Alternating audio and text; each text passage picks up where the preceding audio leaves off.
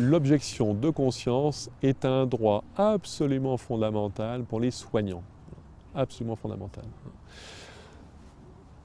C'est aussi un droit d'ailleurs, où ça devrait l'être beaucoup plus largement que pour des soignants. Je veux dire, lorsque nous sommes contraints par une autorité qui s'exprime au nom de l'État, l'hôpital, je ne sais pas quoi, la direction régionale de que sais-je, ou mon directeur d'établissement si je suis enseignant dans un collège par exemple, une autorité qui tente de me contraindre à faire quelque chose que je considère comme profondément injuste. Voilà.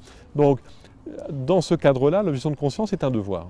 Alors, on pourrait prendre plein d'exemples. On pourrait prendre l'exemple d'un médecin qu'on veut contraindre. C'est arrivé il n'y a pas si longtemps dans les pays européens à stériliser une personne souffrant de handicap, par exemple. Eh bien, légitimement, le médecin a le devoir de s'opposer à ça. On pourrait prendre l'exemple d'un médecin militaire qui constate des pratiques sur des prisonniers de guerre qui sont inhumaines et qu'on voudrait contraindre à valider ces pratiques et à ne pas s'exprimer en s'indignant. Il a le devoir d'objecter. Et bien de la même façon, un médecin qui serait confronté à des pratiques qu'il juge contraires à sa conscience, touchant à l'accueil de la vie, à l'avortement, à la procréation médicalement assistée, à la manipulation, à la destruction d'embryons ou à l'euthanasie, ce médecin doit être libre de dire qu'il n'est pas prêt à participer à des actes qui heurtent sa conscience et qui au fond sont le contraire du service qu'il espère rendre aux personnes qui se confient à lui, donc qui sont une vraie trahison de sa vocation.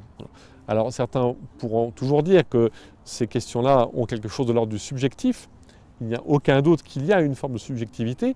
Il n'empêche que le droit à l'objection de conscience, le droit de ne pas se voir contraint de poser des actes qui heurtent notre conscience, est un droit essentiel qui, pour les soignants, doit être protégé parce que leur mission au service de la vie et de la santé est une mission toute particulière qui mérite donc qu'il y ait un champ de protection spécifique qui leur soit donné.